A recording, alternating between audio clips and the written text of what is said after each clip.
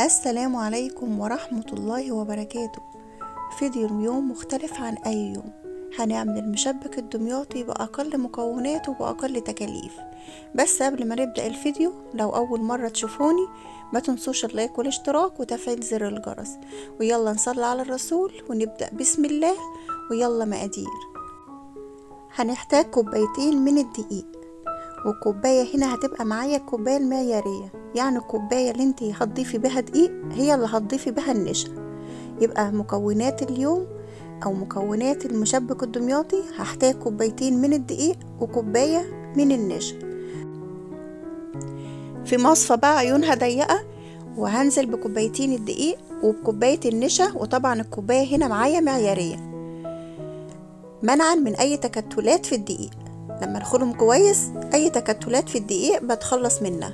هنزل بقى بمعلقة خميرة كبيرة بمميعات الكيس اللي هو كيس الباكت دوت، وهنزل بمعلقة صغيرة من الملح ومعلقة من السكر. هحاول بقى ادمج كل المكونات كده كلها مع بعضها بالويسك او بالمضرب اليدوي. ولو انتوا هتضاعفوا الكمية ممكن تعملوها في المكسر او تعملوها في العجان. بعد ما ادمجهم كده كلهم مع بعضهم وادمج كل المكونات الجافة مع بعضها، هنزل بقى بكوبايتين مية سخنة على العجينة، وممكن تضافي لحد كوبايتين ونص. انا عايزاها سخنة علشان راعي ان احنا الجو بارد. عايزة بقى تاخدي طعم وريحة المشبك الدمياطي، هنحط بقى كده شوية من ماء الورد، وهدمج كده كله مع بعضه. احاول كده ادمجهم كلهم مع بعضهم بالويسك بتاعي او بالمضرب بتاعي لحد ما كل المكونات تندمج مع بعضها، وتتأكدي ان مفيش اي تكتلات في الدقيق، كده ان الدقيق اللي معايا متعدد الاغراض. انا هنا شايفة العجينة ربطت شوية فهزودها برضو بمية. انت تفضلي ورا العجينة اللي معاكي لحد ما تبقى مايلة كده لسائل العجينة بتاعت الكريب. تمام. النهاردة احنا هنعمل مشبك دمياط اقتصادي، يعني مكوناته في كل بيت. هفضل اضرب في العجينة بتاعتي كده لمدة لا تقل عن 5 دقايق. هتفضلي تضربي فيها لحد ما تتأكدي ان ما عادش فيه تكتلات خالص في السائل بتاعك. كده تمام. اتأكدت كده ان العجينة بتاعتي والسائل بتاعي ده القوام المناسب اللي انا عايزة اوصله. هتجيبي بقى كيس استرتش هتحطيه على العجينة بتاعتك او السائل بتاعك، وهتحط عليه كمان فوطة وتسيبيه يختمر على المدة لا تقل عن نصف ساعة. تعالوا بقى نحضر المحلول بتاعنا. المحلول بتاعنا لازم يكون تقيل. على ما هي تخمر كده السائل بتاعنا ويتضاعف حجمه، هنجيب 3 كوبايات من السكر وكوبايتين من المية. لو انت عايزة تضاعفي وتخلوهم 4 كوبايات سكر ماشي معاكي كده ومعاكي كده. حاول بقى نص كوباية من العسل الابيض. لو مش متوفر عندك عسل ابيض استبدليه بعسل جلوكوز.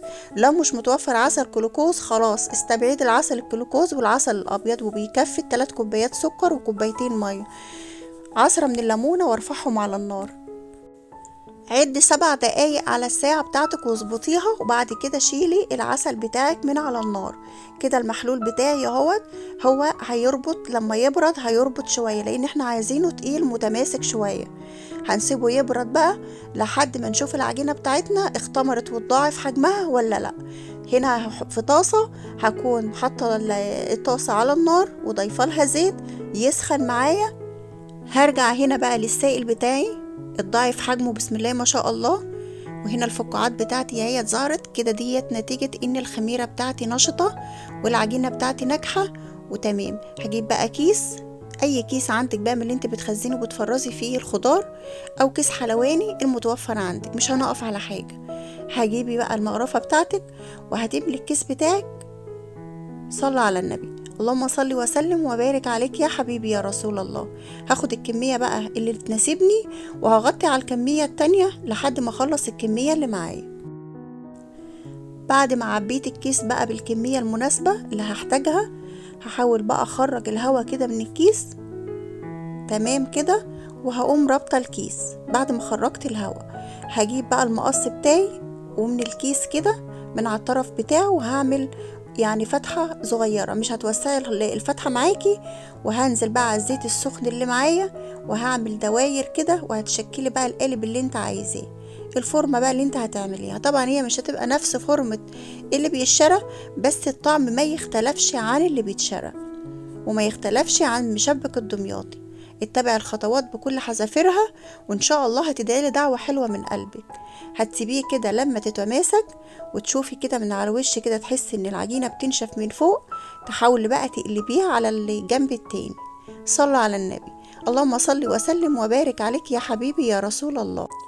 صلاة تنحل بها العقد وتنفك بها الكرب وتغفر بها الذنوب وتخفي بها العيوب وتقضي بها حوائج الدنيا كلها يا أرحم الراحمين. طبعا أنا لما عملت المحلول ملحوظة حطيتها في صينية مدورة وصينية واسعة علشان لما تنزلي بالمشبك بتاعك ما تبقاش متضايقة وانت منزلاه في المحلول بتاعك، يعني مفيش حاجة تضايق المشبكية كده. المكان واسع اهوت في الصينية، هتنزلي بقى هتطلعي من الزيت على المحلول على طول. طبعا المحلول معانا بارد. هعمل تاني كده شكل تاني وهشكل كده مشبكاية تانية. شايفين العجينة جميلة ازاي بتنفش ازاي في الزيت؟ بسم الله ما شاء الله. طبعا الزيت كان سخن في الاول، بعد كده بهدى عليه وما بتحمرهوش، يعني ما بتعطلهوش لون. انا هنا كده كنت قاصده ان انا احمر دي واعطيلها لون شويه علشان اشوف الفرق بس في الطعم، بس لما ما تديهوش لون قوي بيبقى طعمه احلى. صلى على النبي. اللهم صل وسلم وبارك عليك يا حبيبي يا رسول الله. شايفين المحلول معايا تقل وعاد متماسك ازاي؟ بسم الله ما شاء الله. وطبعا كلنا بنتعرض لموقف او بنتعرض لمواقف ان ولادنا بيجولنا على فجأة ويقولوا لنا احنا عايزين ناكل حاجة حلوة. طبعا انت في الوقت دوت عقلك بيقف عن التفكير وبتفكري في ايه هنعمل ايه او هنعمل لهم حاجة حلوة ايه. فانا مش هلقى احسن ولا اسهل من الطريقة ديت، فهتروحي جري بشوية دقيق او بكوباية دقيق. لو انت مش عايزة تعملي كوبايتين بكوباية. بالنسبة لي انا لما عملت كوبايتين كانت الكمية كبيرة قوي وكمية وفيرة، وبسم الله ما شاء الله نفس الطعم ما بيختلفش عن الطعم اللي بره. انا هنا هحاول بقى ان انا يعني اعرض اللفة شوية، عرضت اللفة هنا شوية او الفورمة هنا عرضتها شوية عن الاولانية، يعني علشان نعمل كده كام شكل منه. اللهم بارك. اعتمدي بقى عندك الوصفة والطريقة بالمكونات لرمضان، وكل سنة وانتم طيبين. اللهم يعود علينا الأيام ويعود عليكم الأيام بخير. اللهم بلغنا وبلغكم رمضان لا فاقدين ولا مفقودين. اللهم آمين يا رب العالمين. شايفين الجمال؟ سامحوني بقى على الأشكال اللي هتظهر من تشكيل المشبك. في أشكال كده هتطلع يعني غريبة كده، لاحظتها أنا وأنا بسجل، يعني في أشكال غريبة كده هتظهر في التصوير. سامحوني. فطبعا زي ما انتوا عارفين ان الأشكال كده بقى بتيجي بالصدفة. فبالنسبة للشكل اللي فات ده كان في شكل كده زي ما كن يعني القالب بيقول لي انت بتعملي فيا كده ليه. اللي بيعمل بقى المشبك بنفس طريقتي كده يقول لي في التعليقات، وهل الطريقة اللي انا بعملها كده هي نفس الطريقة اللي انتوا بتعملوها ولا طريقة تانية؟ واللي عنده طريقة تانية يقول لي برضو في التعليقات، وكلنا بنتعلم من بعض. يلا يا ست الكل قومي يلا نفذي الطريقة واعمليها وفرحي اولادك، وانا واثقة ان انت هتكوني محترفة فيها، وواثقة ان المقادير عندك ومكوناتها بسيطة. شايفين الجمال؟ بعد ما عملته وحطيته في الزيت طلعته في المحلول بتاعه، وبقيت اقلب كل شوية اقلبه على الجنب التاني في المحلول، يعني كل جنب كان بقعد حوالي دقيقتين كده في المحلول. شايفين الجمال؟ علشان يشرب من المحلول كده ويبقى جميل. شايفين؟ بسم الله ما شاء الله، مقرمش من بره وطري من جوه وطعمه تحفة، طعمه ما يختلفش عليه اتنين. وشوية الماء الورد اللي احنا ضفناهم مخليين الطعم في حتة تانية خالص. بسم الله ما شاء الله. يلا مستنية ايه؟ قومي يلا نفذيه وفرحي اولادك.